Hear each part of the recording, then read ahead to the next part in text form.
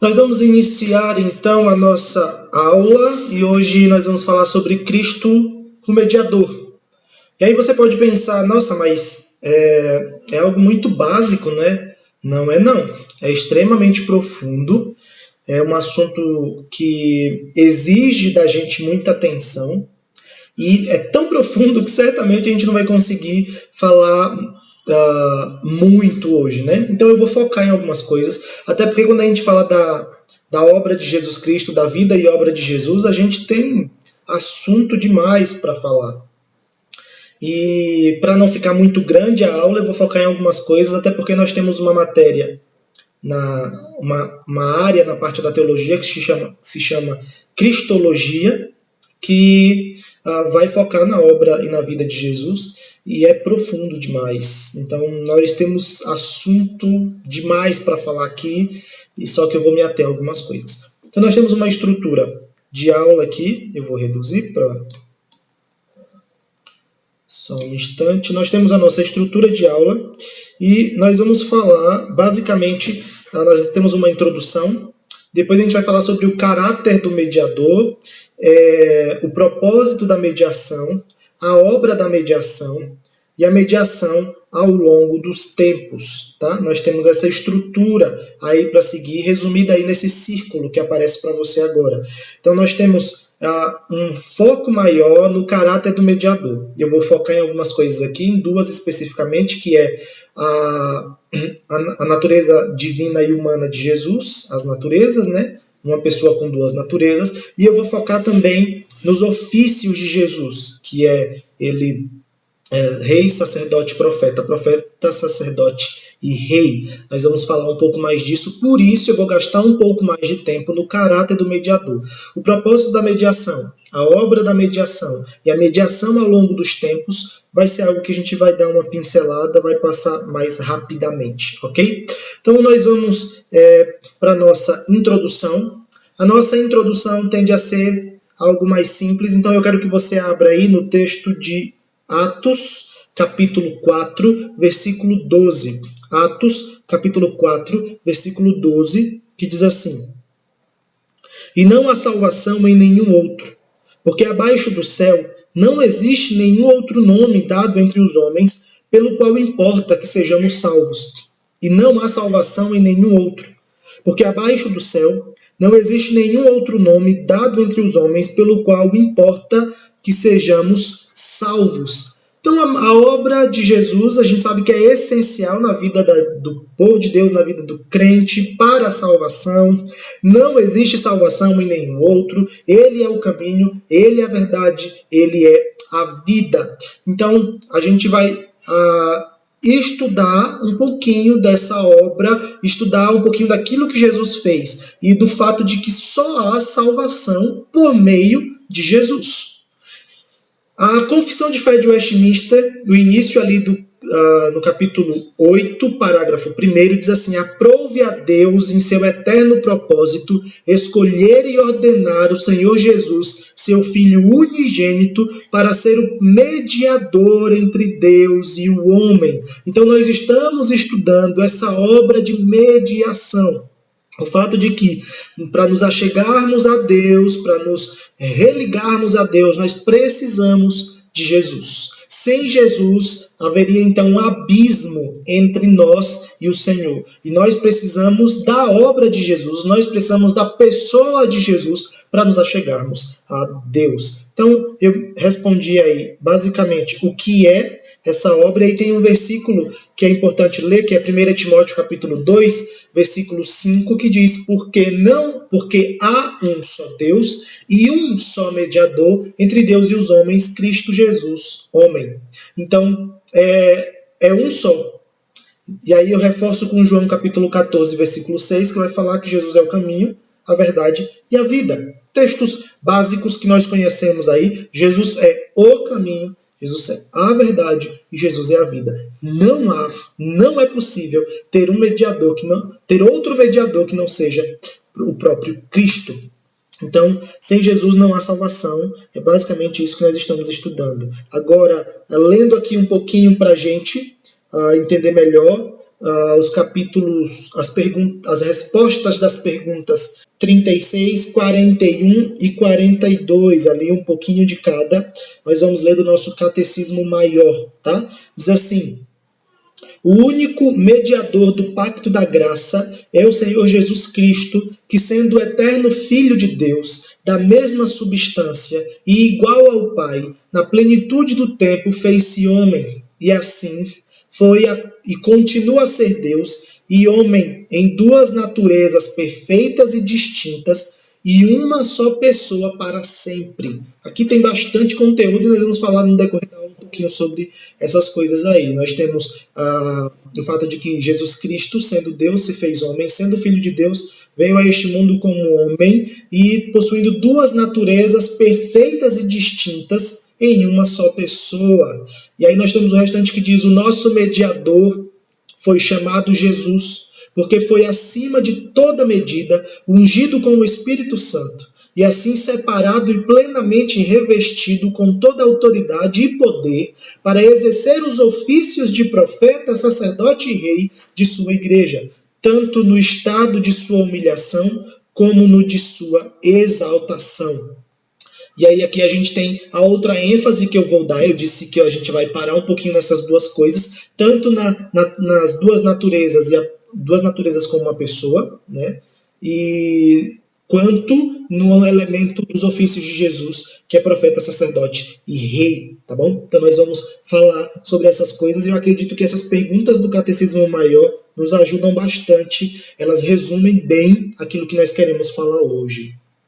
Voltando aqui, nós vamos para então o nosso caráter do mediador, que é onde nós passaremos a maior parte do nosso tempo. O caráter do mediador. No caráter do mediador, e aí é importante que você tenha aí a Bíblia aberta. Alguns textos eu vou ler aqui de maneira mais rápida, só que tem textos que é necessário que você ajude a Bíblia aí, tá bom? Então tem alguns textos que eu vou ler de maneira rápida, mas alguns é importante que você abra junto comigo. Então, o fato de que, como eu disse, Jesus é divino e humano, Jesus é Deus e é homem, e é extremamente necessário, foi extremamente necessário que, para que a obra de mediação fosse completada, era necessário que fosse um Deus homem, que Jesus tivesse essas duas naturezas.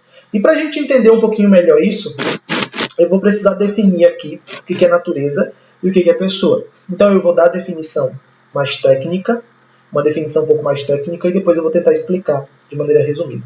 Mas a definição mais técnica é: natureza é o conjunto de propriedades ou atributos que caracterizam uma substância, isto é, aquilo que compõe a essência desta substância, não a sua individualidade ou personalidade. Ou seja, o que eu estou falando?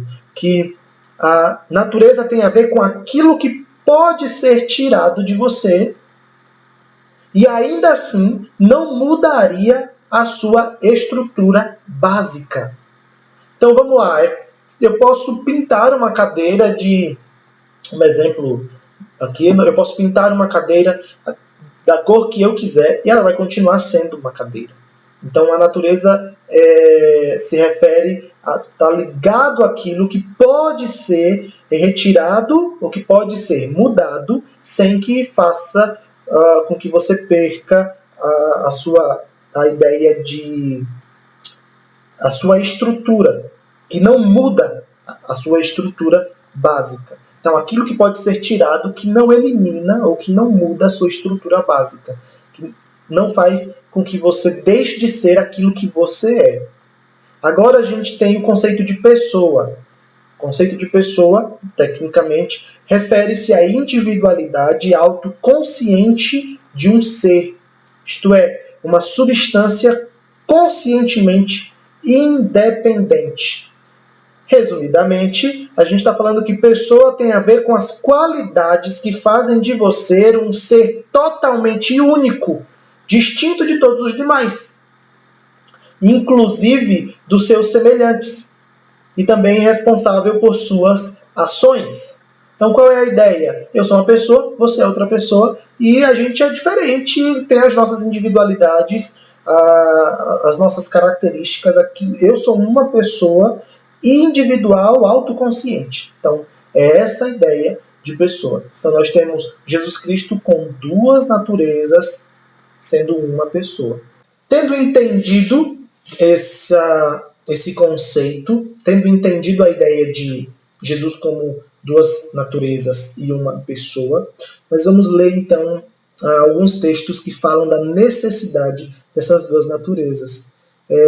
Como o homem não podia salvar-se, né, ele precisava que Jesus viesse como Deus homem e aplacasse a ira de Deus.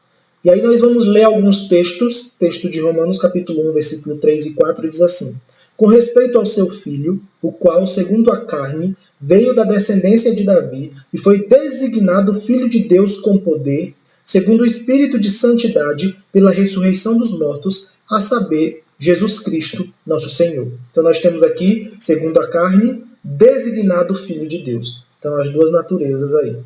Gálatas capítulo 4, versículo 4 diz: vindo, porém, a plenitude do tempo, Deus enviou o seu Filho, nascido de mulher, nascido sob a lei. Deus enviou o seu Filho, nascido de mulher, nascido sob a lei. As duas naturezas aí. Romanos capítulo 9, versículo 5. Deles são os patriarcas, e também deles descendente o Cristo, segundo a carne, o qual é sobre todos, Deus bendito para todo o sempre. Amém? Então, além desses textos, a gente tem Hebreus capítulo 2, versículo 17, que fala assim: por isso mesmo, convinha que em todas as coisas se tornasse semelhante aos irmãos, para ser misericordioso e fiel sumo sacerdote nas coisas referentes a Deus e para fazer propiciação pelos pecados do povo. Então, mostra a necessidade de que Jesus fosse homem, e homem perfeito, né? Então, nós temos outros textos aí muito importantes. Hebreus capítulo 4, versículo 15, que eu não vou ler. Hebreus capítulo 7, versículo 26 e 27, que seria bom que você lesse, tá? Então era necessário que essa obra fosse feita por Jesus sendo Deus e sendo homem, ok? Nós temos alguns outros textos que eu quero olhar com você, só que textos que evidenciam a natureza divina e depois textos que evidenciam a natureza humana, tá bom? Vamos lá. Nós temos Isaías capítulo 9, versículo 6, evidências que caracterizam a natureza, que mostram que Jesus tinha uma natureza divina. Isaías capítulo 9, versículo 6. Porque um menino nos nasceu, um filho se nos deu, o governo está sobre os seus ombros, e o seu nome será maravilhoso conselheiro, Deus forte, Pai da eternidade, príncipe da paz. Deus forte, tá?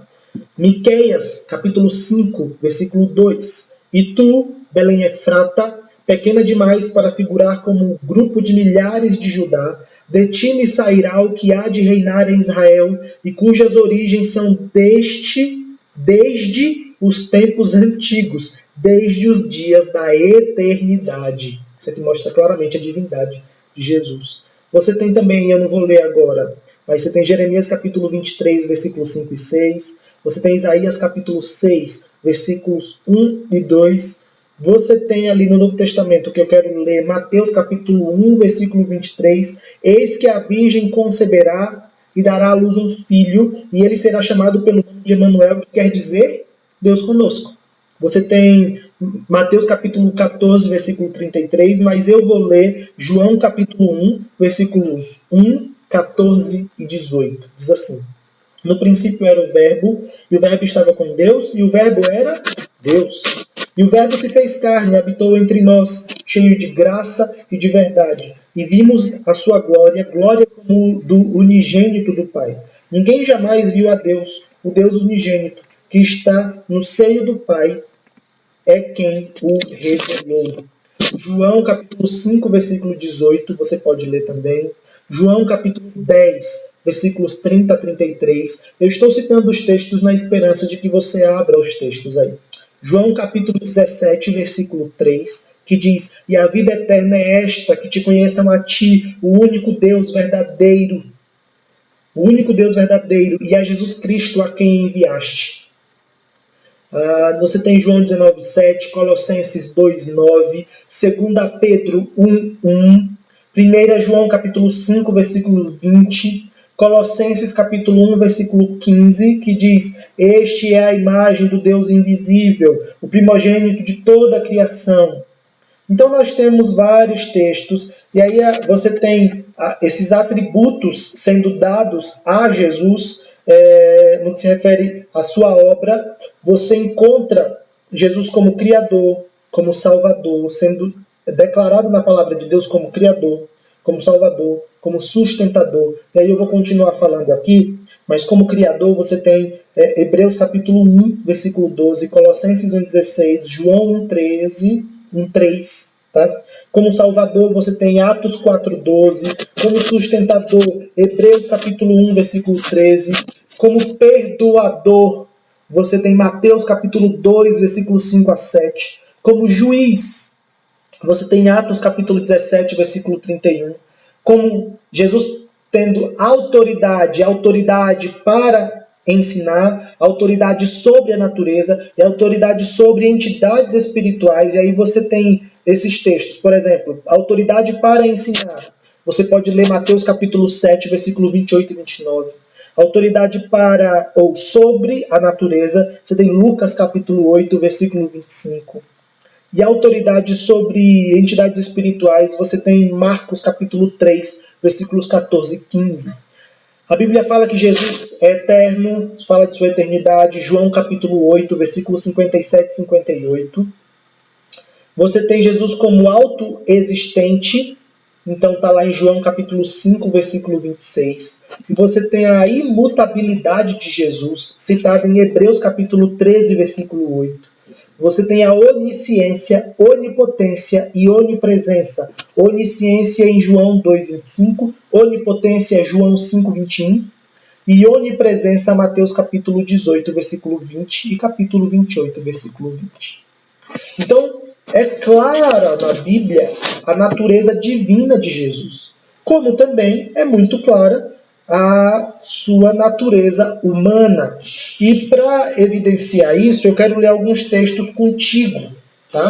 Jesus ele tem uma natureza humana também descrita na Bíblia. Então você tem o Redentor possuindo um corpo, ele tem um corpo, né? Então 1 João capítulo 1, versículos 1 a 3 diz assim: o que era desde o princípio, o que temos ouvido, o que temos visto com os nossos próprios olhos, o que contemplamos e as nossas mãos apalparam com respeito ao verbo da vida, e a vida se manifestou e nós a temos visto, e dela damos testemunho, e vô-la anunciamos, a vida eterna, a qual estava com o Pai nos foi manifestada. O que temos visto e ouvido anunciamos também a vós outros, para que vós igualmente mantenhais comunhão conosco. Então você tem aí claramente, aí o texto termina dizendo: ora, a nossa comunhão é com o Pai e com o seu Filho Jesus Cristo. Então ele diz que as nossas mãos apalparam com respeito ao verbo da vida, né? Ele falou: qual estava com o Pai nos foi manifestada. Então estava com o Pai, nos foi manifestada. A gente sabe que Jesus se encarnou. Você tem Lucas capítulo 24, versículo 39, que diz assim: vede as minhas mãos e os meus pés, que sou eu mesmo. Apalpai-me e verificai, porque um espírito não tem carne nem ossos, como vede que eu tenho. Aí você tem outros textos, que é João, outro texto que é João, tem vários outros, mas eu quero citar João capítulo 20, versículo 27 e 28, tá bom? Mas você tem Jesus como tendo emoções humanas. Por exemplo, vamos ler aqui o texto de João capítulo 11, versículo 33 e 35, que diz assim: Jesus, vendo-a chorar, e bem assim os judeus que a acompanhavam, agitou-se no espírito e comoveu-se, e perguntou: onde o sepultastes? Eles lhes responderam: Senhor, vem e vê. Jesus chorou. Então nós temos sentimentos, emoções muito humanas demonstradas por Jesus, como em Lucas capítulo 19, versículo 41, que diz: quando ia chegando, vendo a cidade de Jerusalém, ele chorou. Então nós temos Jesus tendo emoções, né? Aí você tem Lucas capítulo 2, versículo 40 e 52, mostrando que Jesus teve desenvolvimento, né? Nós temos também Hebreus capítulo 5, versículo 7 e 8. Teve desenvolvimento em que sentido? Ele cresceu, ele foi um bebê, depois ele foi um menino, depois ele foi um jovem, depois ele foi um adulto, e a palavra mostra isso. Lucas capítulo 2, versículos 40 e 52 diz assim: crescia o menino e se fortalecia, enchendo-se de sabedoria, e a graça de Deus estava sobre ele. E crescia Jesus em sabedoria, estatura e graça diante de Deus e dos homens. Hebreus capítulo 5, versículo 7 diz que Jesus aprendeu a obediência pelas coisas que sofreu.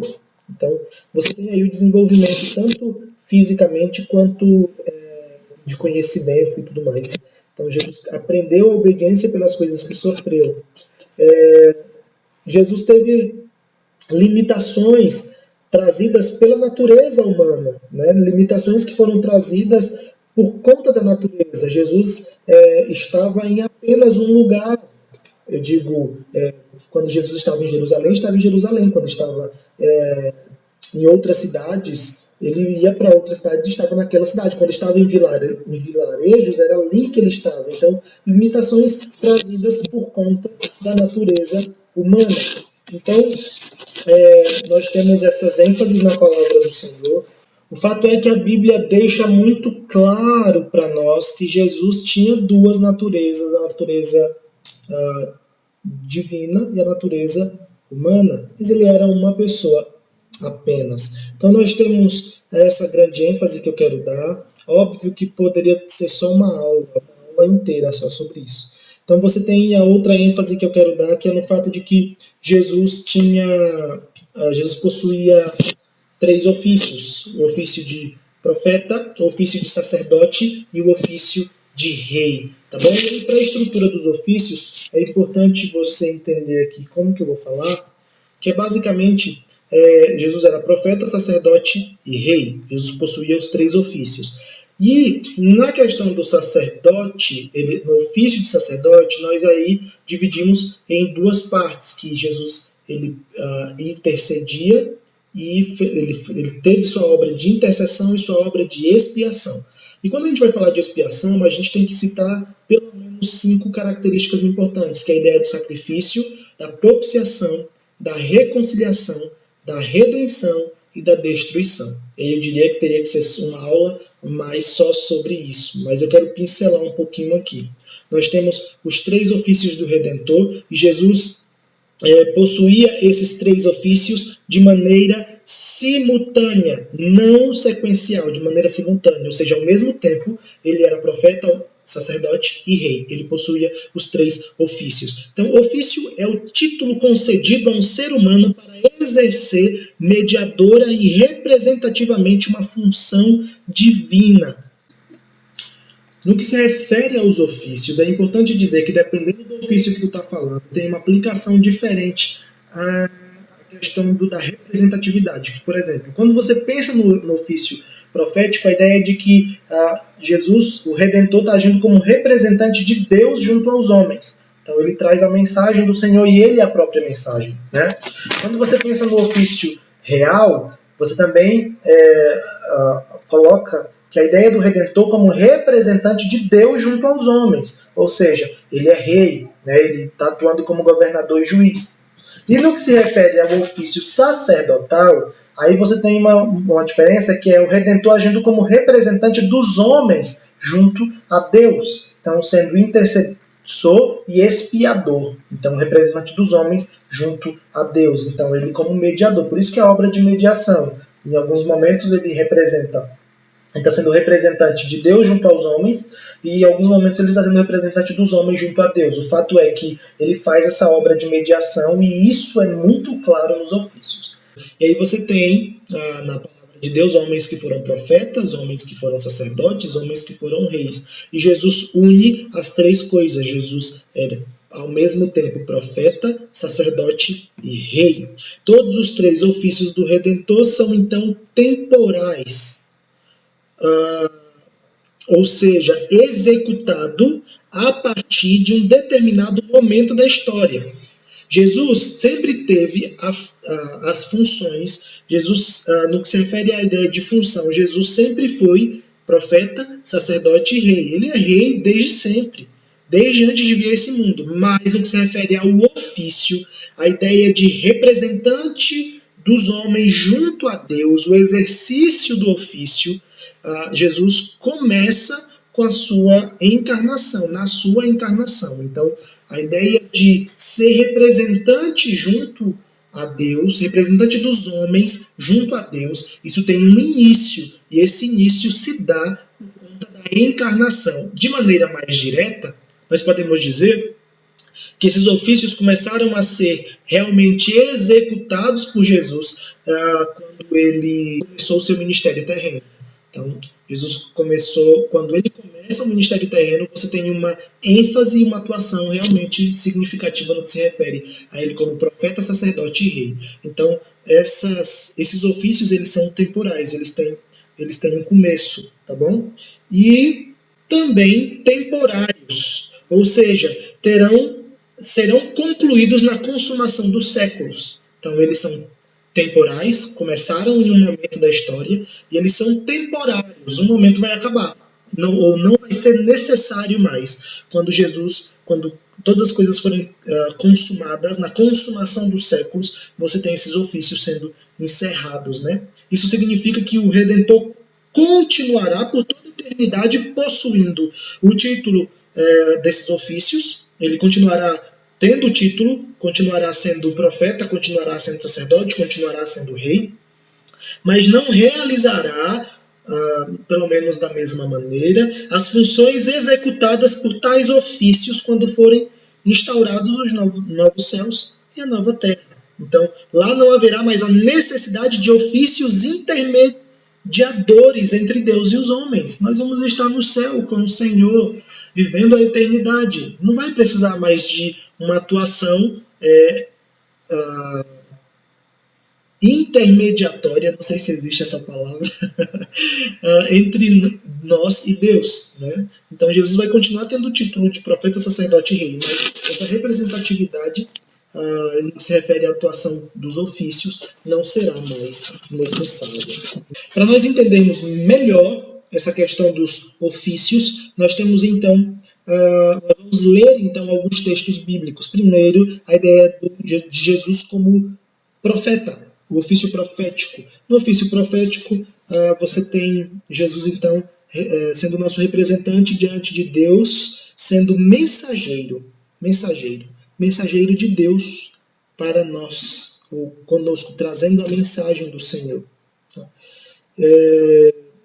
Você tem 1 Pedro capítulo 1, versículo 10 e 11, que diz: foi a respeito desta salvação que os profetas indagaram e inquiriram, os quais profetizaram acerca da graça a vós outros destinada, investigando atentamente qual a ocasião ou quais as circunstâncias oportunas, indicadas pelo Espírito de Cristo, que neles estava, ao dar de antemão testemunho sobre os sofrimentos referentes a Cristo e sobre as glórias que o seguiram. Então, os profetas indagaram e queriram, e o texto fala os quais as circunstâncias oportunas indicadas pelo Espírito de Cristo que neles estava. Espírito de Cristo. Você tem Deuteronômio capítulo 18, versículo 15, mas eu vou ler aqui João capítulo 1, versículo 21 a 23, que fala assim: então lhe perguntaram: quem és, pois? És tu Elias? Ele disse: não sou. És tu o profeta? Respondeu: não. Disseram-lhe, pois: declara-nos quem és, para que demos resposta àqueles que nos enviaram. Que dizes a respeito de ti mesmo? Então ele respondeu: eu sou a voz do que clama no deserto. Endireitai o caminho do Senhor, como disse o profeta Isaías. Aí você tem Lucas capítulo 4, versículo 18 a 24, Lucas capítulo 13, versículo 33, Mateus capítulo 17, versículo 5, Hebreus capítulo 1, versículos 1 e 2, tá bom? Vários textos que mostram aí o exercício profético de Jesus como profeta, tá? Então Jesus Cristo é a consumação do ofício profético, porque ele definitivamente não usava a expressão assim diz o Senhor, mas simplesmente amém, amém. O que quer dizer, em verdade vos digo. Então a ideia é que Jesus não falava em nome de ninguém, ele falava em seu próprio nome. Né? Então, Jesus é a consumação do ofício profético. Aí você tem Jesus como rei, a ideia do ofício real de Cristo. Então é Jesus atuando como representante de Deus junto aos homens, sendo governador e juiz, representante de Deus junto aos homens, exercendo a função de rei. Ele foi governador e ele foi o nosso juiz. E aí você tem vários textos, Salmos capítulo 2, versículos 6 a 9. E eu vou ler aqui Salmo 110, versículos 1 e 2, que diz assim: Disse o Senhor ao meu Senhor, assenta-te à minha direita, até que eu ponha os teus inimigos debaixo dos teus pés. O Senhor enviará de Sião o cetro do seu poder, dizendo: domina entre os teus inimigos. Este salmo é um texto veterotestamentário que é mais citado no Novo Testamento. Ok? Então, esse Salmo 110, versículos 1 e 2, que fala: disse o Senhor ao meu Senhor, disse Yahvé ao Messias, né, a Jesus. A ideia é essa: disse o Senhor ao meu Senhor, assenta-te à minha direita. Esse texto aí é o Salmo. Esse é o Salmo e o texto veterotestamentário mais citado no Novo Testamento. Você tem Romanos capítulo 1, versículos 3 e 4, mas eu vou ler Mateus capítulo 28, versículo 18, que de Jesus, aproximando-se-lhe, falou-lhes, dizendo: toda autoridade me foi dada nos céus e na terra. Então você tem a ideia de Jesus como governador e como juiz no seu ofício de rei. Você tem também o ofício sacerdotal, e aí no ofício sacerdotal, eu vou apenas pincelar aqui a ideia da intercessão e da expiação, que é a obra que Jesus faz ali, a ideia de intercessão e expiação no ofício sacerdotal. Então é o Redentor agindo como representante dos homens junto a Deus, sendo intercessor e expiador. Então a ideia do ofício sacerdotal, que é o Redentor agindo como representante dos homens junto a Deus, sendo intercessor e expiador. Então, intercessão e expiação. Nós temos então o texto de Hebreus capítulo 5, versículos 1 a 5, que eu não vou ler agora, tá bom? Mas fica aí para você ler depois. Hebreus capítulo 5, 1 a 5, que fala desse ofício do Senhor Jesus. Na questão da intercessão, Jesus exerce ali dois elementos, que é o elemento judicial e o elemento moral. Então, o Redentor intercede a Deus pela manutenção positiva de nossa relação com a lei divina, né? E o elemento moral, que é a ideia de que o Redentor intercede a Deus pela transformação de nossa relação com a realidade. Então, Jesus faz uma intercessão quanto à nossa justificação e quanto à nossa santificação. E aí tem vários textos para mostrar essa intercessão de Jesus. Fica aí para ler 1 João capítulo 2, 1, mas eu quero ler Romanos 8, 34, que diz: quem os condenará? É Cristo Jesus quem morreu ou antes quem ressuscitou, o qual está à direita de Deus e também intercede por nós. Então tem a obra de intercessão feita por Jesus, e aí você tem vários outros textos aí que falam sobre isso. Você tem a questão do elemento expiatório, né, que Jesus traz expiação, e como eu disse, nós temos que falar dos elementos da expiação, que é sacrifício, propiciação, reconciliação, redenção e destruição. Nesses elementos aí, na questão do sacrifício, a ideia de que Jesus, então, com o sacrifício, com seu sacrifício, aplaca a ira divina. Então, o sacrifício refere-se ao castigo substitutivo, ao fato de que Cristo substituiu-nos do pagamento da culpa do pecado. E aí você tem João 1, 29, 1 Coríntios 5, 7, Efésios 5, 2, e aí tem outros textos. Propiciação é a ideia de cobertura da nossa ofensa. Então, não é à toa que a tampa da arca é propiciatório, porque os elementos que estavam dentro da arca representavam o povo de Israel e eram protegidos diante da santidade perfeita de Deus. Propiciação, portanto, refere-se à cobertura da ofensa. E aí você tem Romanos capítulo 3, versículos 25, Hebreus 2,17, 1 João 2,2, 1 João 4,10 e outros textos. Reconciliação.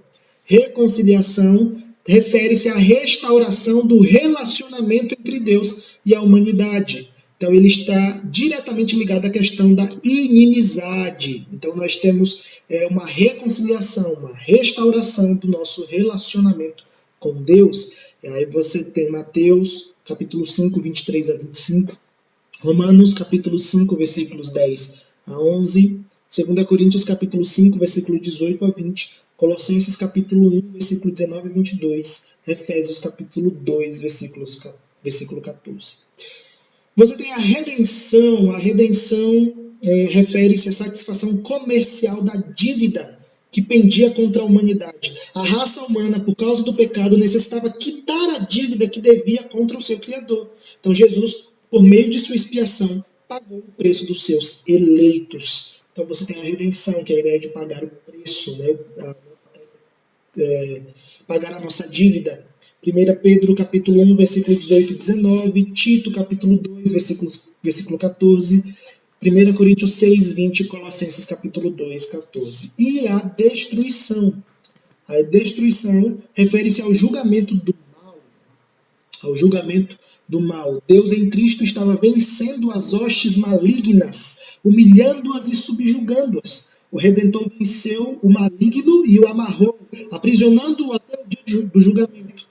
As Escrituras, às vezes, utilizam uma linguagem bélica para descrever esse aspecto da expiação. E aí você tem Mateus capítulo 12, versículo 29, Colossenses capítulo 2, versículo 15, 1 Coríntios capítulo 15, versículo 24, e João capítulo 12, versículos 31 e 32, ou 16, capítulo 16, versículos 8 e 11. Então, quando a gente vai falar de expiação, a gente tem que citar sacrifício, propiciação, reconciliação, redenção e destruição.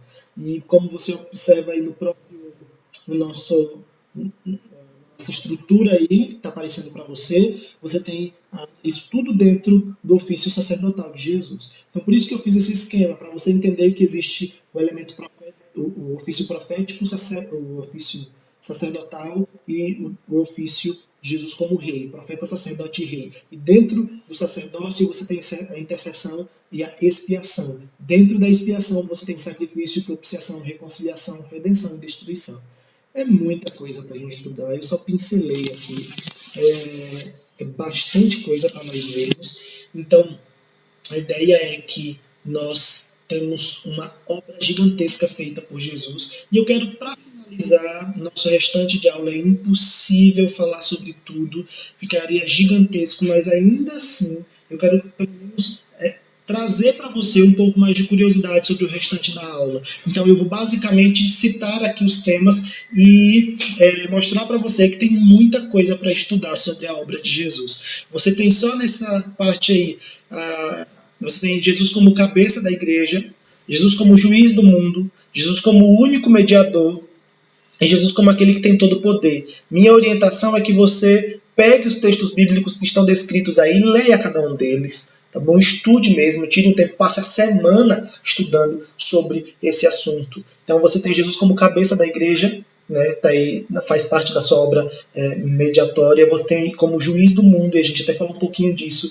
Jesus como aquele que é o único mediador, não tem outro, e é aquele que tem todo o poder, né?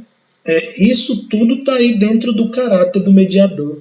Muita coisa, né? Muita coisa. Só que nós temos ainda o processo da mediação, a obra de mediação e a mediação ao longo dos tempos, que nós não vamos conseguir nesta aula falar sobre tudo isso. Então eu quero citar e fica curiosidade para você estudar mais. Tá bom? E tem os textos aí, você vai observar que tem nos nossos vídeos, nesse vídeo, você vai ter todos os textos necessários aí para você estudar. No que se refere ao processo da mediação, você tem aí, nesse processo implicou o cumprimento da lei. Então, Jesus, como nosso mediador, ele cumpriu toda a lei, implicou em sofrimento e morte.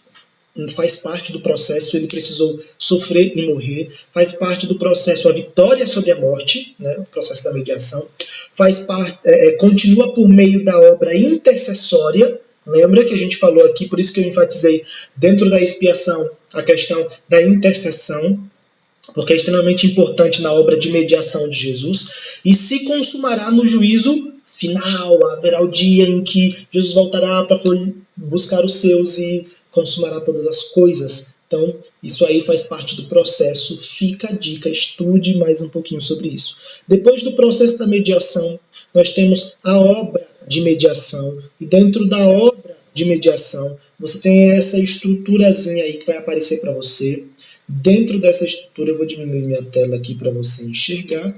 Dentro dessa estrutura, você tem a ideia de que na obra de mediação ele satisfaz a justiça de Deus, a justiça divina. A obra da mediação é eterna e perfeita, não precisa de outra. A obra da mediação garante uma eterna herança, olha que precioso, garante uma eterna herança. A obra da mediação é revelada na palavra de Deus, e a obra da mediação é aplicada pelo Espírito Santo aos que creem. Então, tem textos bíblicos aí para você ler, para você estudar, para você ver essa obra de mediação de maneira mais completa. E, por fim, você tem a mediação ao longo dos tempos. A mediação ao longo dos tempos. E vai aparecer mais um esquemazinho para você estudar a mediação ao longo dos tempos.